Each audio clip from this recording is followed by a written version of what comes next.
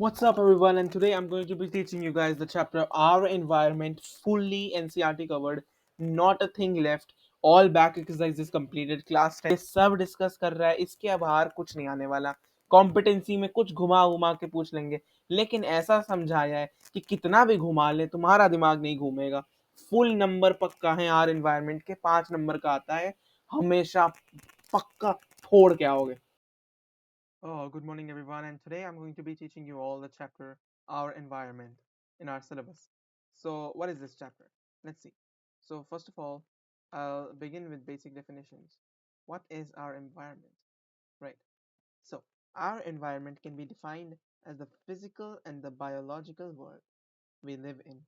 It includes abiotic components and biotic components. Right. It can also be defined as the immediate environment. Right. Let me write immediate environment, right? Immediate surrounding where we live, and it includes both non-living and living, right? And these interact with each other and are interlinked and interdependent, interlinked and interdependent on each other.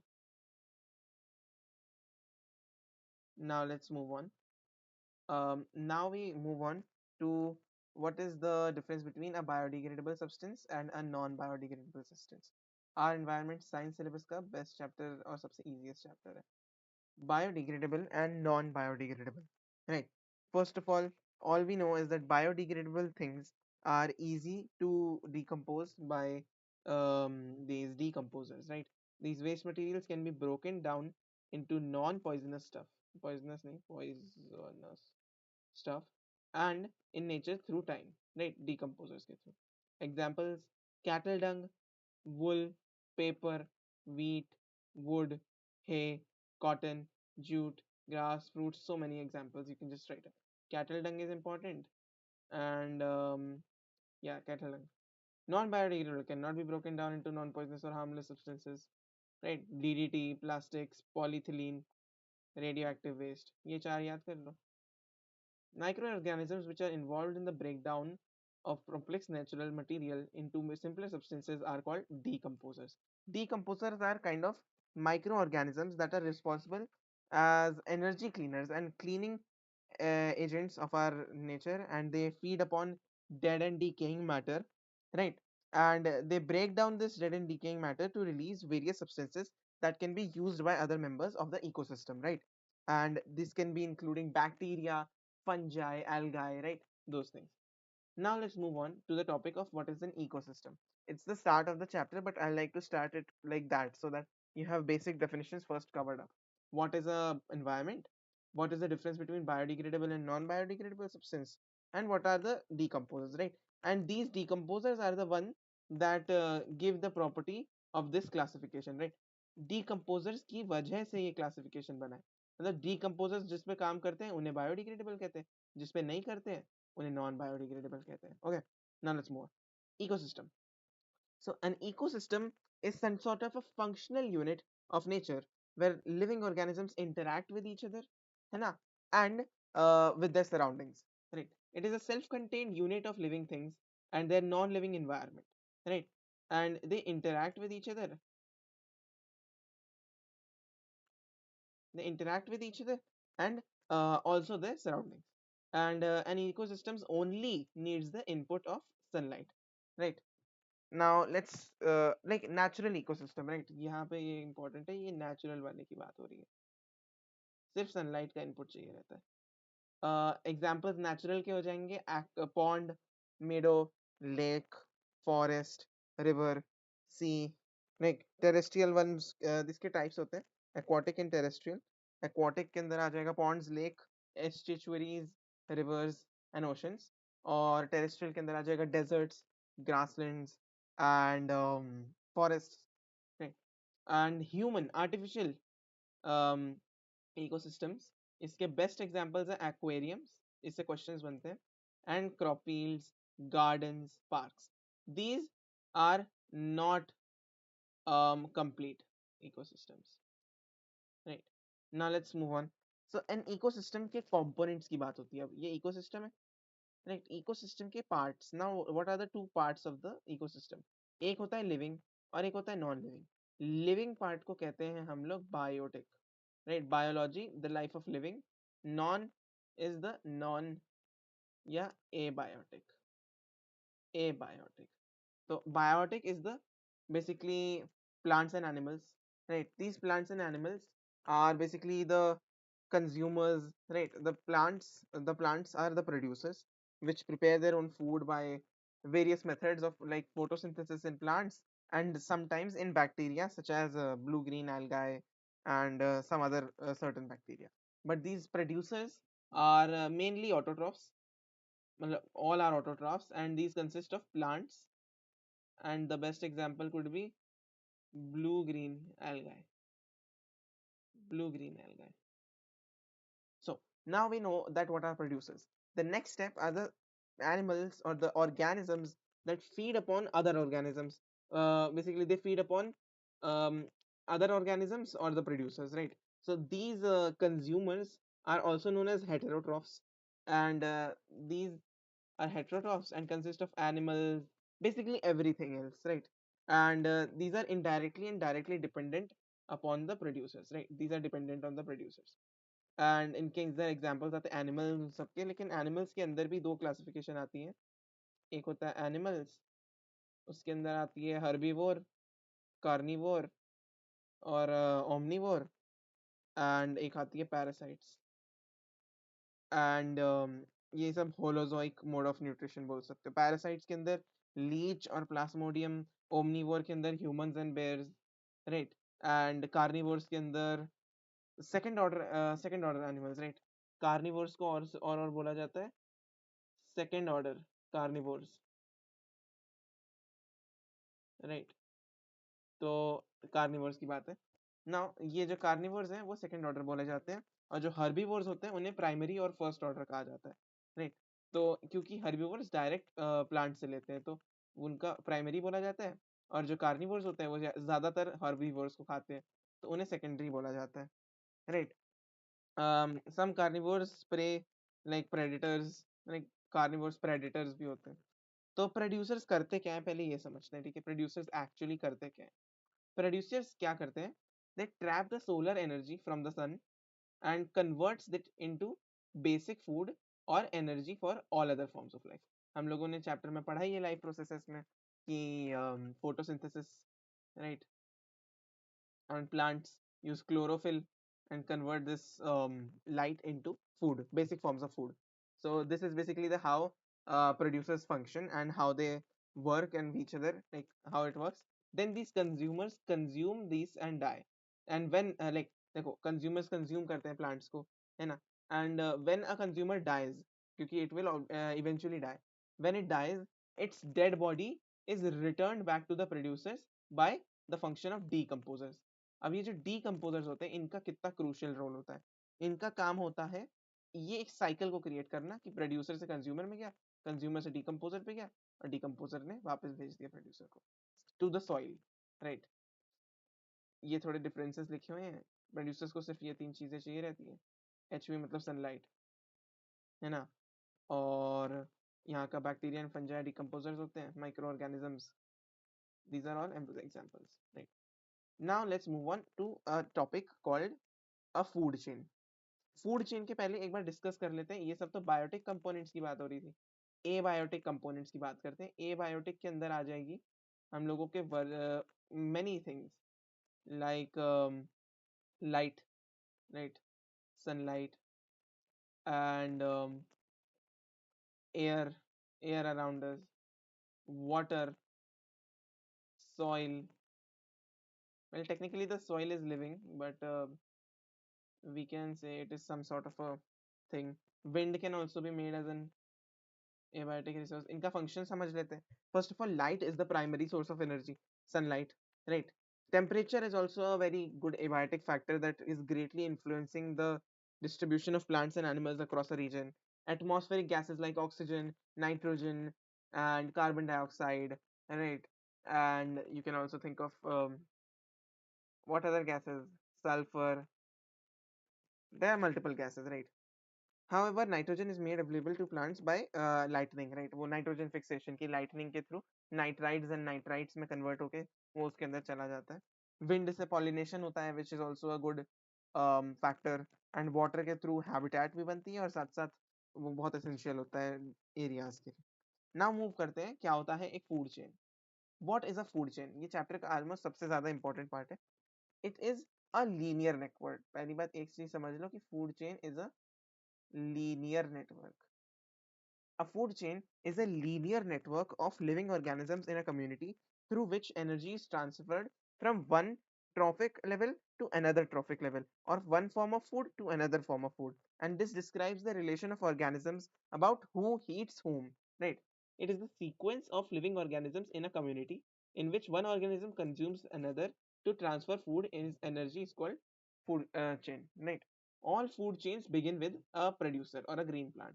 Right which is the original source of the food right हमेशा ये शुरू होगी green plant से तो example में आ जाता है काफी बार क्वेश्चन पेपर में identify the correct food chain हमेशा प्लांट से स्टार्ट होगी फिर उसके बाद प्राइमरी कंज्यूमर आएगा फिर उसके बाद सेकेंडरी कंज्यूमर आएगा फिर उसके बाद फाइनल प्रेडिटर बोल सकते हैं प्रेडिटर आता है ज्यादातर 4-5 लेवल्स की होती है there is unidirectional flow of energy that means कि the energy can only move from one trophic level to second trophic level and can not be transferred back as the plants cannot receive food from the क्या बोल सकते हैं from the consumer and the plants cannot give energy back to the sun right so the flow of energy is unidirectional and we can study food chains to know the various interactions of organisms ये हम लोग इसलिए पढ़ जाते हैं right यहाँ पे basically एक पूरा पूरा लीनियर नेटवर्क होता है लीनियर नेटवर्क यहाँ पे देखो एग्जांपल्स है वाटर के अंदर एग्जांपल्स होते हैं देखो कितना इंटरेस्टिंग एग्जांपल है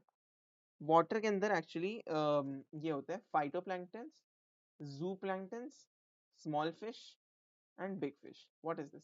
Phytoplanktons होते हैं small algae जो water के ऊपर float करती रहती है उसको phytoplanktons बोलते हैं राइट वो algae को phytoplanktons होते हैं वो खाई जाती है zooplanktons. Zooplanktons are microbial bacteria and these kind of things who now are fed on by small fish देखो एनर्जी ट्रांसफर हुई फ्लाइट फाइटोप्लैंक्टन के पास कहाँ से आई थी सन से सन को लेके लिखते नहीं है हम लोग क्योंकि ऑब्वियस है वो सन से आई phytoplankton which is basically algae which moves on to zooplankton which is small microorganisms या बोल सकते हो bacteria then these small microorganisms are eaten by small fishes and these small fishes are eaten by big fishes right ये खत्म अब हम लोग terrestrial को example plant is eaten by grasshopper grasshopper is eaten by frog and frog is eaten by hawk right यहाँ पे मैं बहुत बार एग्जांपल देखा हूँ फ्रॉग की जगह रैबिट होता है एक और लेवल बढ़ाने के लिए रैबिट होता है फिर रैबिट के आगे आता है हम लोगों का स्नेक और फिर स्नेक के बाद आता है हम लोगों का हॉक वेरी इंटरेस्टिंग ईगल या hawk now these are called these food chains and these simplest food chains are operated like this example हो सकते हैं पेड़ deer tiger right grass crab fish seagull crane right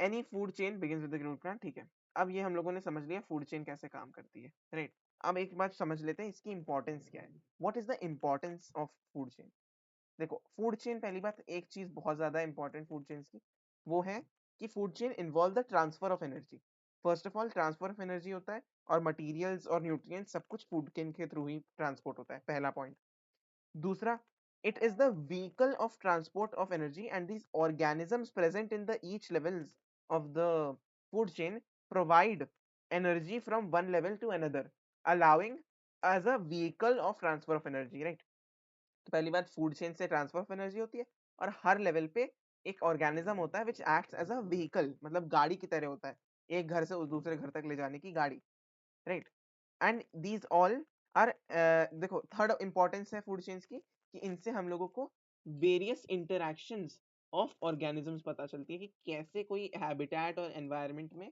organism react करते हैं एक ecosystem के अंदर feeding relationships as well as transfer of interactions right feeding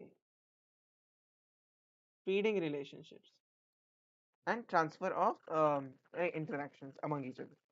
And last point होगा कि in addition to these points, it also helps us understand the movement of toxic substances like um, some sort of a chemical contamination, right? It comes from a grass, then it is moving through an insect, then a frog, then a snake. We will be able to identify the type of grass that is having the disease and find the problem at the root, right? So that we can further fix this problem. And it is also associated to biomagnification, which we'll be discussing later, right? Now let's move on to this elaborate function of food chains. These food chains, when they get become interconnected, right? तो क्या होगा, मान लो जैसे ये fish को किसी bird ने खा लिया, राइट? किसी बर्ड ने खा लिया, एंड देन बर्ड को किसी हॉक ने खा लिया, right? This kind of a branched kind of a thing, right? Let's see. Interconnected food chains operating in an ecosystem, like food webs are what? देखो food webs कहते हैं उन्हें, पहली बात web कहते हैं उन्हें, ऐसे टाइप के दिखते हैं.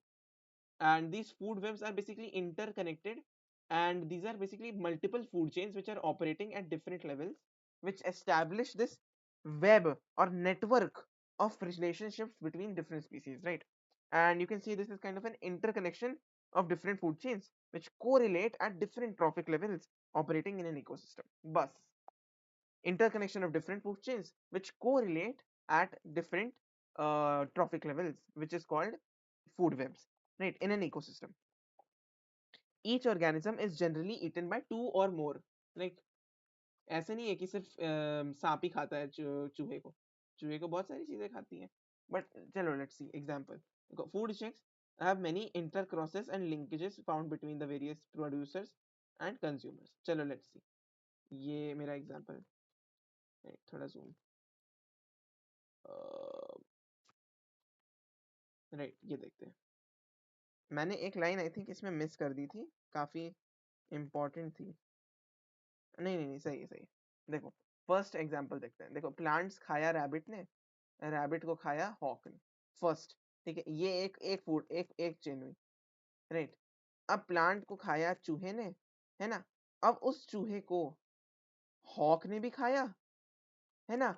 और एक सांप ने भी खाया. तो ये हो गया दो फूड चेन्स का कनेक्शन. देखा?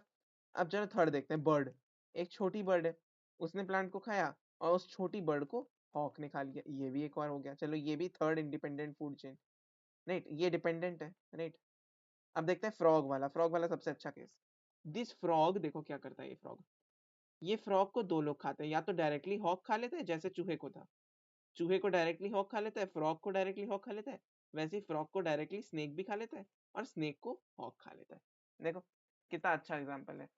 देखा, मैं एक बार थोड़ा मिटा दे रहा है इसे इजी करने के लिए. देखते हैं, फिर से समझते हैं, फिर से समझते हैं, राइट? तो ये देखो, ये फूड चेन गई, एनर्जी प्लांट्स में गई. प्लांट्स में बस किससे आ रही है? वो सन से, राइट? ये रहा सन. सन से गई एनर्जी प्लांट के पास. प्लांट ने इधर रैबिट को एनर्जी दे दी, फूड. माइस को दे दिया, बर्ड को दे दिया, फ्रॉग को दे दिया. रैबिट हॉक को दे दिया, माइस ने हॉक को भी दे दिया और स्नेक को भी दे दिया. बर्ड ने हॉक को दे दिया, है ना? फ्रॉग ने हॉक को भी दे दिया, स्नेक को भी दिया, और स्नेक ने हॉक को दे दिया. तो ये मल्टीपल फूड चेन्स जो है वो एक दूसरे से इंटरकनेक्ट हो जाती है. तो इसमें स्ट्रेट लाइन, लीनियर स्ट्रक्चर की जगह इसमें ब्रांचिंग लाइंस होती है. जैसे उसमें लीनियर स्ट्रक्चर था, इसमें ब्रांचिंग लाइंस रहती है, राइट? तो ये होते हैं food webs, right? Now let's move on. अब आते हैं हम लोग ट्रॉफिक लेवल्स के टॉपिक पे. ट्रॉफिक लेवल्स क्यों इंपॉर्टेंट है? ट्रॉफिक लेवल, सबसे पहली बात, ये जो हम लोग बात कर रहे हैं ना, ये एक एनिमल, ये एक एनिमल, ये एक एनिमल, ये एक animal, these organisms are called trophic levels. ये देखो यहाँ पे एग्जाम्पल था ना कितना अच्छा. 1 लेवल, 2 लेवल, 3 लेवल, 4 लेवल, ऐसे होते हैं. चलो let's see. Trophic levels. The trophic levels are basically the checkpoints or the various steps or organisms in a food chain at which the transfer of energy takes place through various methods. These are called trophic levels and are formed by different organisms. Right? Various steps or organisms on a food chain at which the transfer of energy takes place is called trophic level. Right? इनके 3 types होते हैं. Right? Primary trophic level, secondary and tertiary. These are types of consumers. है ना? तो देखो, start होती है producer से, राइट? एंड देखो प्राइमरी कंज्यूमर हमेशा 2 पे होता है, क्योंकि फर्स्ट पे हमेशा हमारा प्रोड्यूसर रहेगा। सनलाइट को मत लेना, सनलाइट वो अलग रहता है। तो चलो ये समझते हैं। फर्स्ट चीज, एक ट्रॉफिक लेवल के अंदर, है ना, सारे टाइप के कंज्यूमर्स होते हैं। एक होते हैं ऑटोट्रॉफ्स, जो सोलर एनर्जी फिक्स करते हैं, राइट, एनर्जी इकट्ठा करते हैं, कन्वर्ट करके सोलर एनर्जी को ट्रैप करके, है ना, उनका काम ही यही होता है। ये जो प्रोड्यूसर्स ने एनर्जी खत्म कर लेते हैं, तब उसे कलेक्ट करके भेजते हैं, एक पार्ट भेजते हैं एनर्जी का, और बाकी एनर्जी हीट के फॉर्म में डिप्लीट हो जाती है। अब अगर तुमसे कोई रीजन पूछे कि देखो, अभी मैं अभी आप समझाना नहीं चाहता हूँ, क्योंकि एनर्जी फ्लो वाला टॉपिक बाद में आएगा। चलो देख लो, पहली बात क्या करते हैं, प्रोड्यूसर्स प्राइमरी पे आते हैं, राइट, प्राइमरी सेकेंडरी को बेचते हैं, सेकेंडरी टर्शरी को बेचता है। वही वाला एसएसटी वाला टॉपिक है, मतलब सेम चीज नहीं है, लेकिन हाँ सिमिलर। ये बहुत बार पूछा गया है, देखो 12, 14, 16, 23, 24 सेम डायग्राम पूछा गया, ये कुछ ना कुछ घुमा फिरा के दे देते हैं। याद कर लो, producer, primary, secondary, tertiary. Consumer consumer लगा देना इन सबके आगे, कंज्यूमर कंज्यूमर, बस खत्म। इन्हें लेबल भी करना है तो कर लो, T1, T2, T3, T4, बस खत्म। मेरा काम खत्म, मेरे फुल नंबर पक्का इस टॉपिक में, full number very important, right, मैंने लिख के भी रखा है। ये हो गया खत्म। अब समझते हैं कि अगर टर्शरी को हटा देते हैं, अब देखते हैं इन दोनों का एक दूसरे पे इंटरडिपेंडेंस कैसा है। मान लो हम लोगों ने पूरा का पूरा ये जो टर्शरी कंज्यूमर्स हैं, इनको हटा दिया, क्या होगा, राइट। मान लो हमारे टर्शरी कंज्यूमर्स प्रेडेटर्स होते हैं, यूजुअली टर्शरी कंज्यूमर्स को हम लोग प्रेडेटर्स कहते हैं, क्योंकि वो लोग टॉप पे रहते हैं फूड चेन के, राइट। मान लो लायंस हट गए, लायंस, राइट, प्रेडेटर लायन, मैं नाम दे दे रहा इन सबको पहले, राइट। तो लायन, राइट। सेकेंडरी कंज्यूमर है हम लोगों का लायन, और कौन से उसको खाते हैं, हाइना मान लो इसे, right, hyena, and hyena deer, right, and deer grass, right. तो देखते हैं अब क्या होगा। हम लोगों ने मान लो सारे लायंस को मार डाला, है ना। देखते हैं एक दूसरे पे इंटरडिपेंडेंस समझो, लायंस मर गए, है ना। तो देखो अब हाइना की जो पॉपुलेशन कंट्रोल कर रहा था वो कौन था, हाइना को कौन खा रहा था, लायन खा रहा था। अब लायन ही नहीं बचा, तो हाइना को कौन खाएगा, राइट, हाइना को कोई खाने नहीं बचा, तो हाइना की पॉपुलेशन बढ़ गई, हाइना की पॉपुलेशन बढ़ गई अगर लायन को मार दिया, राइट। और उसकी पॉपुलेशन बढ़ने से क्या हुआ, अब हाइनास की पॉपुलेशन बढ़ गई, तो उनकी बढ़ने की वजह से डियर की पॉपुलेशन कम हो गई। क्यों कम हो गई, अब समझो क्यों कम हुई, क्योंकि अब डियर को खाने वाले ज्यादा लोग हैं, राइट। तो डियर को खाने वाले हाइनास बहुत ज्यादा है। मैंने यहाँ पे कौन सा एग्जांपल दिया है, कोई एग्जांपल नहीं लिखा है क्या मैंने, नहीं लिखा है, चलो ठीक है। डियर को खाने वाले ज्यादा नहीं है, तो होगा क्या, होगा कि डियर सॉरी डियर को खाने वाले बहुत ज्यादा हो गए, तो डियर पॉपुलेशन में कम हो जाएंगे, डियर की पॉपुलेशन बहुत कम हो जाएगी, है ना, क्योंकि हाइनास खाते रहेंगे।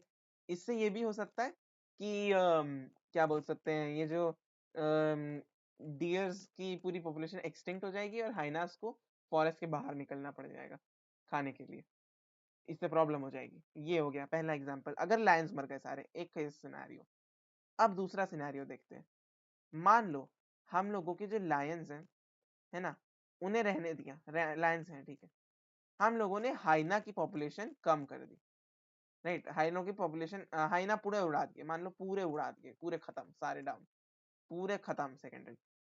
अगर सेकेंडरी कंज्यूमर्स खत्म, है ना, सेकेंडरी कंज्यूमर्स अगर खत्म हो जाएंगे ना, तब क्या होगा, नो फूड, लायन कुछ नहीं खा पाएगा, लायन के पास कोई सोर्स ऑफ एनर्जी है ही नहीं। लायन यहाँ जा सकता है, लेकिन हम लोग उसकी बात नहीं कर रहे हैं, हम लोग एक फूड चेन की बात कर रहे हैं, वहां नहीं जा सकता लायन। तो लायन का सोर्स ऑफ एनर्जी चला गया, लायन अब बाहर जाएगा, अब लायन फॉरेस्ट के बाहर निकल आएगा, जिससे हम लोगों को बहुत प्रॉब्लम होगी, है ना। तो हाइनास मर गए तो लायन का प्रॉब्लम, ये मान लो, क्योंकि हाइनास एक ही चीज है, वैसे अच्छा एग्जांपल नहीं है ये, बट इससे बेटर एग्जांपल्स होते हैं, इससे बेटर एग्जांपल हो गए, बट मैं लायन का एग्जांपल ही गलत था वैसे, लेना नहीं चाहिए था। बट चलो देखते हैं, राइट, उन्हें फॉरेस्ट के बाहर निकलना पड़ेगा।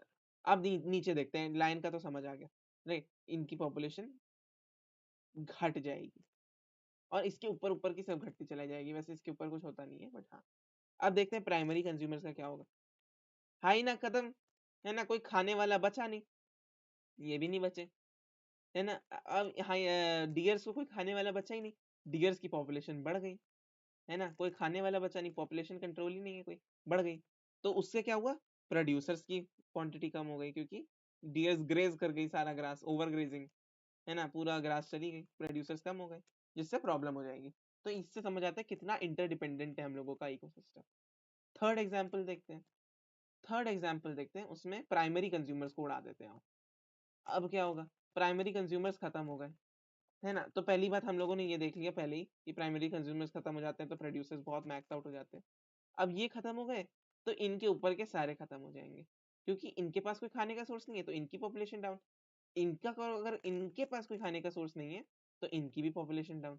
तो ऐसे ऐसे सबकी पॉपुलेशन डाउन हो जाएगी, ये सब खत्म हो जाएंगे और प्लांट्स बढ़ जाएंगे, प्राइमरी चलेगा सारे। आओ लास्ट एग्जाम्पल देखते हैं, सबसे डरावना एग्जाम्पल। मान लो सारे प्रोड्यूसर्स ही उड़ा दिया हमने, अरे लाइट चली गई, सारे प्रोड्यूसर्स उड़ा दिए, उससे क्या होगा, सारे प्रोड्यूसर्स उड़ाने पे क्या होगा, सबसे ज्यादा खतरनाक चीज होगी, किसी के पास कुछ नहीं होगा, सब खत्म, पूरा इकोसिस्टम बर्बाद। If producers removed then everything dead, ये होगा, ये इंटरेस्टिंग चीज है। एनर्जी ट्रांसफर का ये देखो कितना अच्छा डायग्राम बनाया है मैंने, देखो ये प्लांट्स है, प्लांट्स का, अब ये वहां पे 10% और 1% रूल समझा दे रहा। अरे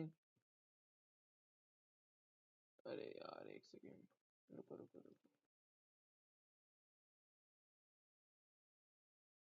हाँ, मैं तुम लोगों को 10% रूल समझा दे रहा। देखो 10% रूल क्या होता है ना, एक फिक्सेड अमाउंट ऑफ रूल बनाया गया है, वैसे रूल मत लिखना, लॉ बोलते हैं। An average of 10% of energy of food eaten by an organism is transferred to the another trophic level। और प्लांट्स जो होते हैं वो सनलाइट का 1% लेते हैं, तो पहले 1% हुआ, 1% सन ने दिया, है ना, और सन ने जो दिया 1%, वो 1% प्लांट्स के अंदर आया, उन प्लांट्स ने उस 1% एनर्जी को कन्वर्ट किया। अब यहाँ पे जो 1% एनर्जी आई, उसमें से जो 99% है वो चला गया, राइट, वेस्ट, में चला गया, वैसे सन के पास नहीं गया वापस, क्योंकि ये यूनिडायरेक्शनल है, ये हीट एनर्जी वेस्ट हो गई, है ना। अब क्या हुआ, वो एनर्जी का 10% अब चूहे ने खाया, है ना, चूहे ने खा लिया, ये फूड चेन है एक, वो चूहे ने खा लिया 10%, बाकी के 90% का क्या हुआ, बाकी का 90% हीट डिम्पोज हो गया।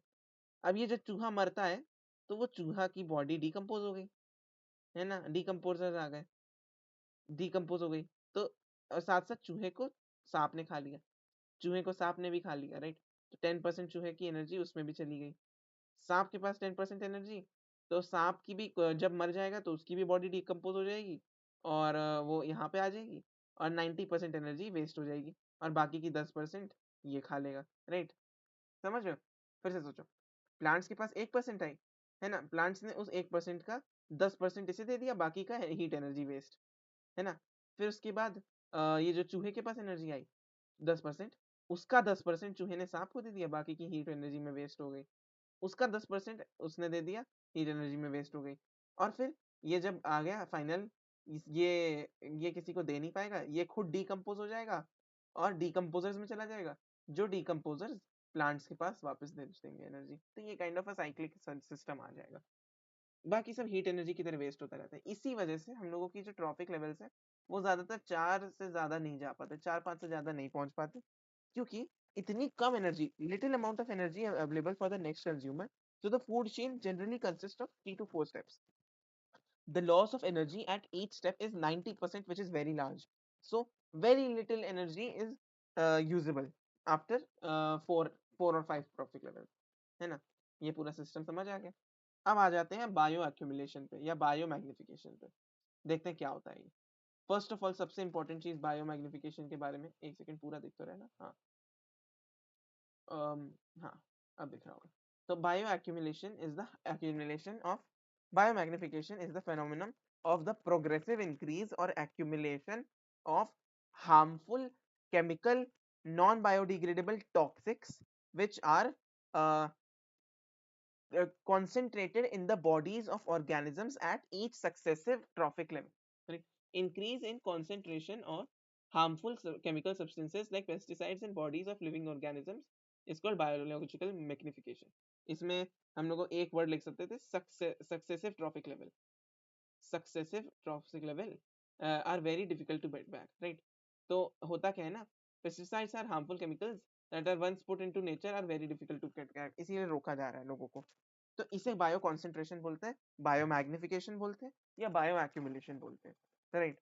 तो इसके कॉजेज क्या है, होता क्या है, अगर हम लोग कोई पेस्टिसाइड लेते हैं, जैसे डीडीटी एग्जांपल बहुत अच्छा है, ये सब क्रॉप्स में डालते हैं, वो क्रॉप्स कीड़े खा लेते हैं, राइट। और वो कीड़े मान लो नहीं खाए, ठीक है, रहने दो, कीड़े ने नहीं खाया क्योंकि तुमने पेस्टिसाइड डाले हैं, वो क्रॉप्स के अंदर जो केमिकल्स हैं वो पानी में धुल के चले गए, है ना। वो पानी एक्वाटिक ऑर्गेनिजम्स के पास आया, एक्वाटिक ऑर्गेनिजम्स के पास से उसके ऊपर आया, तो धीरे धीरे करके मैग्नीफाई होके वो सारे के सारे जो टॉक्सिक वेस्ट हैं वो फूड चेन में घुस जाते हैं। And since these chemicals are non biodegradable, they get accumulated in an organism's body and the maximum concentration, maximum humans में होता है, यूजुअली ह्यूमंस, क्योंकि ह्यूमन सबसे टॉप मोस्ट लेवल पे होते हैं, राइट, फूड चेन के, क्योंकि सब कुछ खाते हैं हम लोग, सब कुछ खाते हैं, ये खाते हैं, वो खाते हैं, मछली, अंडा, प्लांट भी खाते हैं, है ना। और गाय, मांस, सब कुछ खाते हैं इंडियंस, इंडियंस नहीं वैसे, पता नहीं। बस खत्म हो गया ये वाला पूरा सिस्टम। अब आ जाते हैं human impact on environment. Human का इम्पैक्ट क्या रहा है वो सब में आ जाता है। ओजोन लेयर डिप्लीशन पे, ऑक्सीजन क्या होता है, हम लोगों को ऑक्सीजन पता है वैसे, एसेंशियल फॉर लाइफ।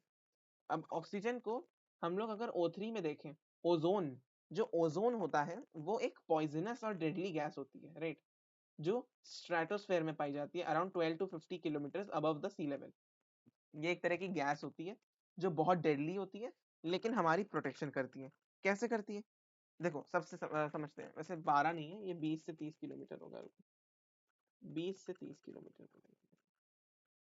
हाँ, नेक्स्ट, ये बनती कैसी है, it is formed by photochemical reactions with UV radiation which acts on oxygen at higher levels of atmosphere, where this high energy UV radiation splits the oxygen molecules into free oxygen radicals, and these free oxygens then combine with molecular oxygen to form ozone। देखो, O2 को तोड़ दिया OO में, है ना, तुम लोगों ने पढ़ा नहीं होगा, लेकिन ओ में तोड़ दिया उसने, ओजोन ने, यूवी रेज ने सन की, है ना, हाई लेवल्स पे, हाई लेवल्स मतलब 20 to 30 kilometre above stratosphere, stratosphere, उसको फिर ऑक्सीजन मॉलिक्यूलर पार्ट से रिएक्ट करवा दिया, जिससे बन गया O3।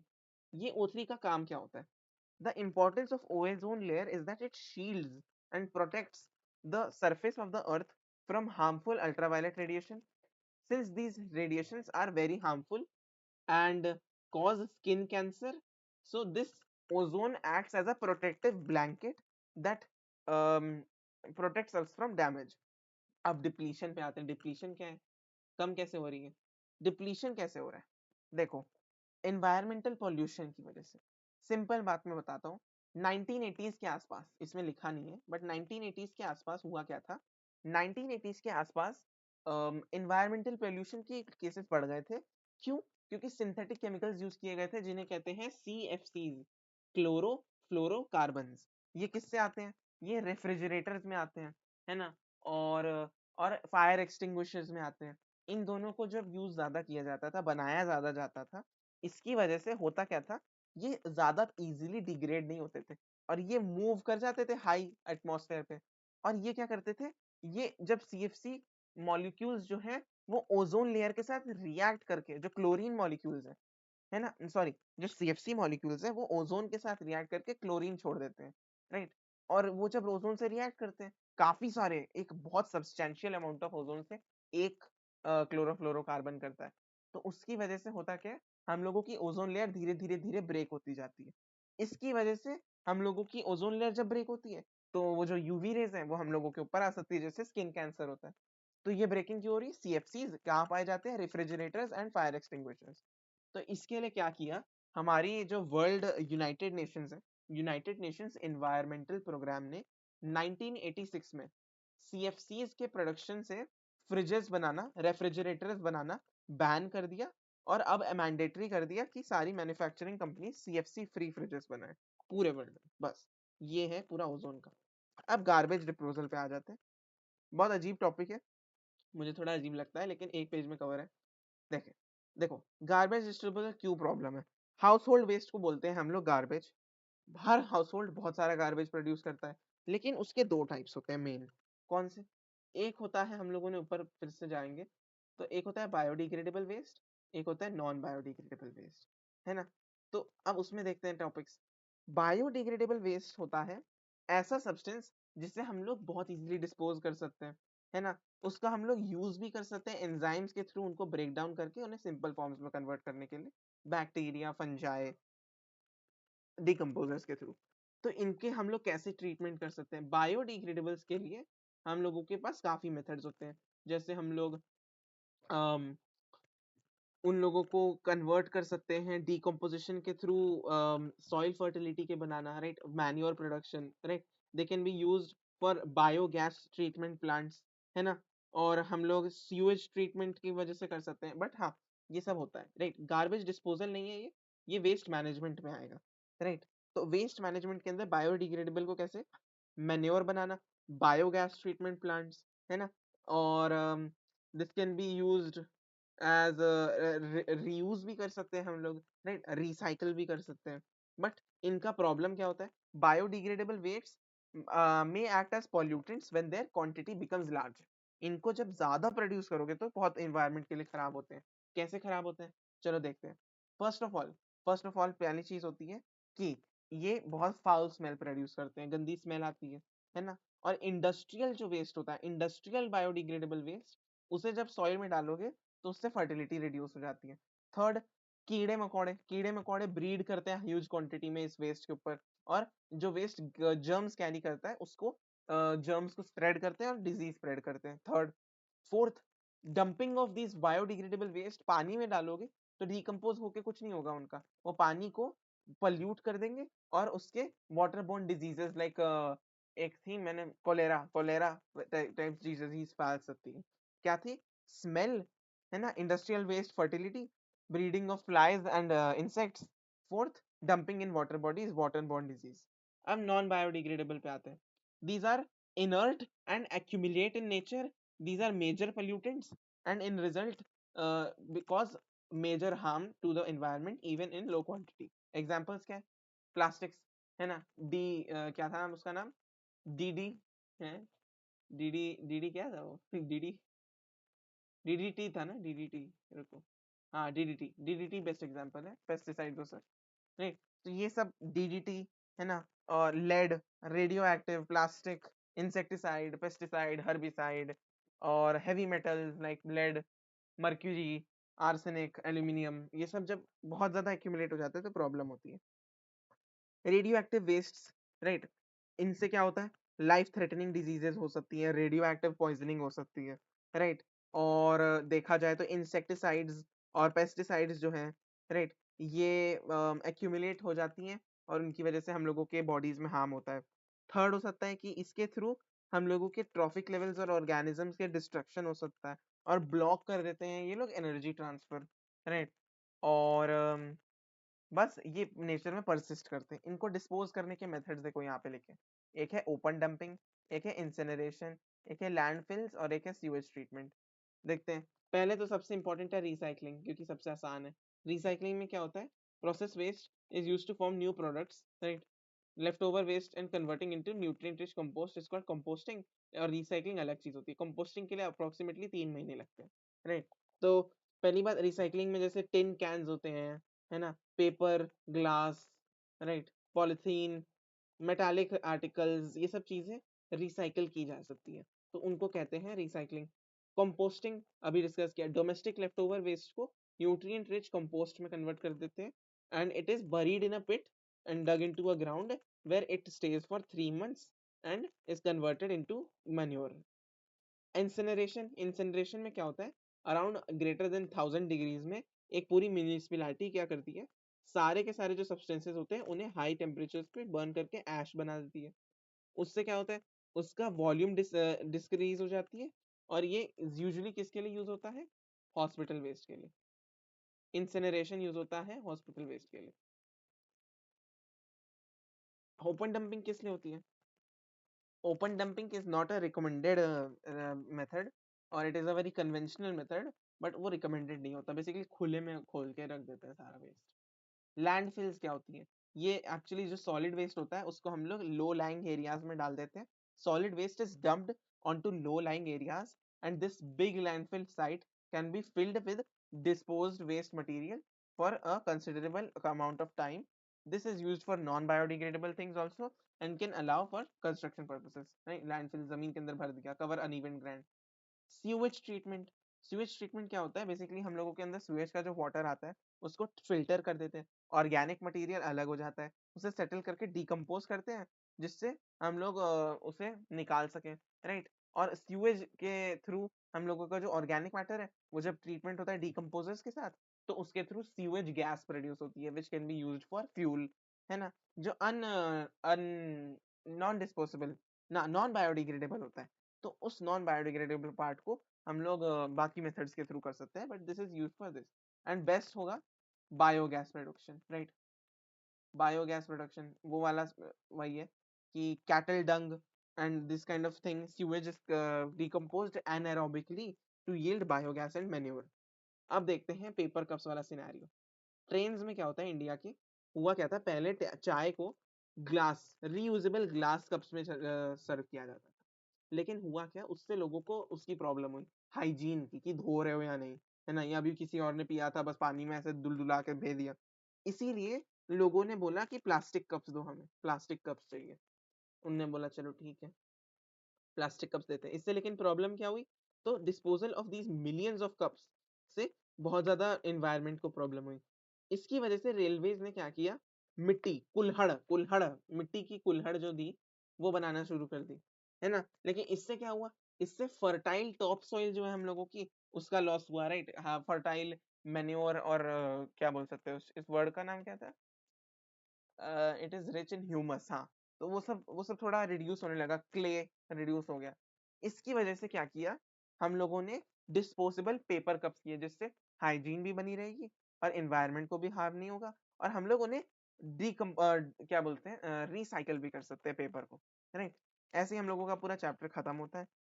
थोड़े क्वेश्चंस कर लेते हैं पीछे, इन टेक्स्ट क्वेश्चंस देखते हैं थोड़े। What are trophic levels? Give an example of food chain and state the different trophic levels. Right. Trophic levels are the organisms or the levels of a food chain in which the transfer of food or energy takes place. Right. Example हो जाएगा trees, rabbit, snake, hawk. What is the role of decomposers in the ecosystem? Organisms that feed on dead and decaying matter are called decomposers. Examples: bacteria and fungi.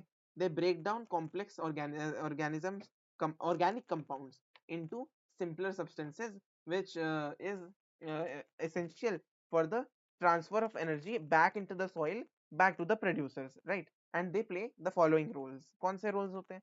एक role है recycling of material, replenishment of soil's nutrients. Second, they clean our surroundings, decomposing dead and decaying matter. Cleaning है cleaning agents और साथ साथ recycling agent. Third, why are some substances biodegradable and some substances non-biodegradable? है ना? Certain substances are easily acted upon saprophytes, right? Enzymes of saprophytes. Saprophytes मतलब यहाँ पे decomposers and get converted into simpler substances are hence called biodegradable. Whereas certain substances like plastics, DDTs are not converted and are poisonous and harmful to nature and thus are called non-biodegradable. Give any two ways in which biodegradable substances would affect the environment. Foul smell, polluting the environment, है ना? If released in water could cause waterborne disease, may lead to mass breeding of insects, which would spread diseases, right? Breeding place. Given any two ways of non biodegradable substances, है ना। environment poisonous बन जाएगा, unfit for survival of forms of life.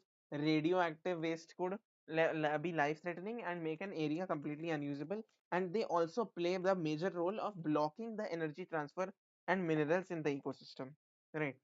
Ozone क्या होती है? Ozone is a triatomic oxygen molecule which is a poisonous gas found in the upper level 20 to 30 kilometers above the atmosphere in the stratosphere. It acts as a protective blanket that protects us from UV radiation and कैसे? Uh, yeah, it which is harmful for humans and leads to skin cancer, right? Eye irritation and internal injuries. Hmm. Give you examples of problems of waste disposal given into incineration, biogas treatment, sewage treatment. Exercise easy MCQ के C, B, D. Question number 4. What will happen if we kill all organisms in one trophic level? Right. One trophic level का अगर हम लोग करेंगे, उसके ऊपर के सारे जो ट्रॉफिक लेवल्स होंगे उनकी पॉपुलेशन बहुत कम हो जाएगी, वो रह ही नहीं पाएंगे, और जो नीचे रहेंगे उनकी पॉपुलेशन बढ़ जाएगी, जैसा हम लोगों ने यहाँ के एग्जाम्पल में देखा था। ये कितना अच्छा एग्जाम्पल था, यहाँ पे हम लोगों ने समझा था कैसे काम करता है ये। Next, will the impact of removing organisms of a trophic level be increased for different or trophic levels? Can the organisms of any trophic level be removed without causing any damage? No. No. कोई भी को हटाओगे तो उससे बहुत problem होगी और adverse effect होगा environment पे। देखो, लोअर ट्रॉफिक लेवल्स का बहुत इम्पैक्ट होता है इकोसिस्टम पे। जितना जितना नीचे जाओगे उतनी प्रॉब्लम होगी। अगर मान लो प्रेडेटर सारे मर गए, है ना, तो उतनी ज्यादा प्रॉब्लम नहीं होगी क्योंकि प्रेडेटर्स के पास बहुत मल्टीपल सोर्सेज होते हैं। लेकिन अगर तुम प्रोड्यूसर्स को हटा दोगे तो सब खत्म, है ना। तो पहली बात, will impact of removing different organisms in different levels. Impact देखो डिफरेंट होगा। लोअर ट्रॉफिक लेवल का हटाओगे तो हायर ट्रॉफिक लेवल्स के सारे वो हो जाएंगे। क्या बोलते हैं, lower trophic levels has a greater number of individuals than the higher trophic levels. Removal of producers will affect all organisms, ठीक है, पहला एग्जांपल, है ना। अगर तुम ऊपर के हटाओगे तो नीचे की पॉपुलेशन बहुत ज्यादा बढ़ जाएगी, और नीचे के हटाओगे तो ऊपर की पॉपुलेशन खत्म हो जाएगी। Question number 6. What is biomagnification? Is the reference to increase in concentration of toxic and waste material in each successive toxic level.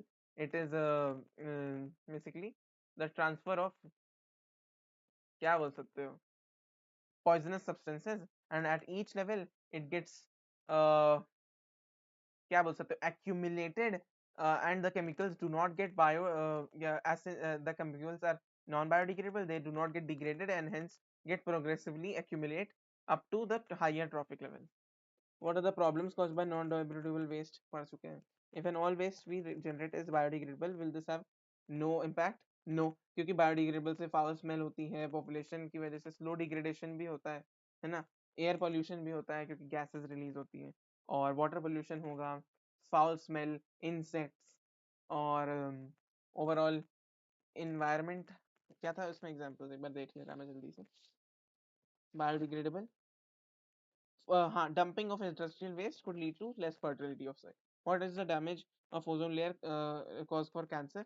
अरे भाई, cause of union ये ozone layer टूट जाएगी तो डिप्लीशन ऑफ ओजोन लेयर होगा, harmful UV radiations नहीं रुकेंगे, skin cancer हो जाएगा, राइट, खत्म। और उसको सही करने के लिए यूएनईपी ने 1986 में सीएफसी बैन लगाया था।